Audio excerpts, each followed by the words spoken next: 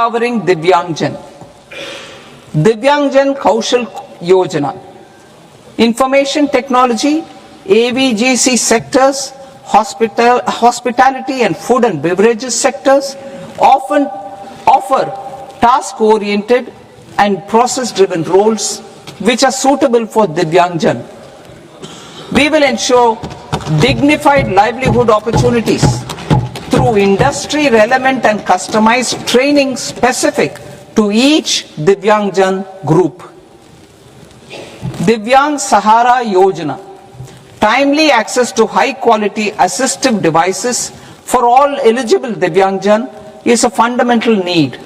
I propose to 1. Support the Artificial Limbs Manufacturing Corporation of India, ALIMCO, to set up and to scale up production of assistive devices, invest in R&D and AI integration, strengthen PM Divyasha Kendras, and support setting up of assistive technology marts as modern retail style centers where Divyangjan and senior citizens can see, try and purchase assistive products. दिव्यांगांसाठी अर्थसंकल्पात मोठ्या घोषणांचा पाऊस. दिव्यांग बांधवांना अर्थसंकल्पातून कोणकोणत्या गोष्टी मिळालेल्या आहे, दिव्यांग बांधवांसाठी कोणकोणत्या योजना राबवण्यात येणार आहे.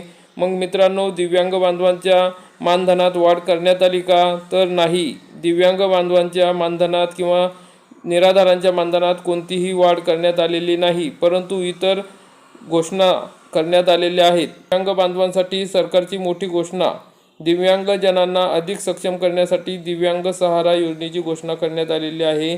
तसेच दिव्यांगांना अधिक सक्षम करण्यासाठी विविध नवीन योजना आणलेल्या आहे. मग दिव्यांग सहारा योजनेची अर्थसंकल्पात घोषणा केलेली आहे.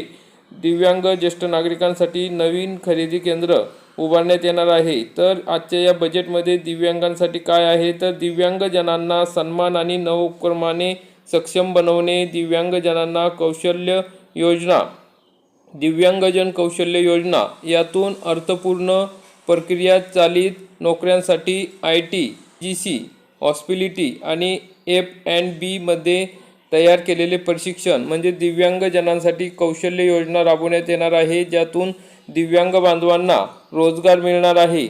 तसेच दिव्यांग सहारा योजना ALIMCO उत्पादन वाढवणे, AI संचालित संशोधन आणि विकास मजबूत करणे.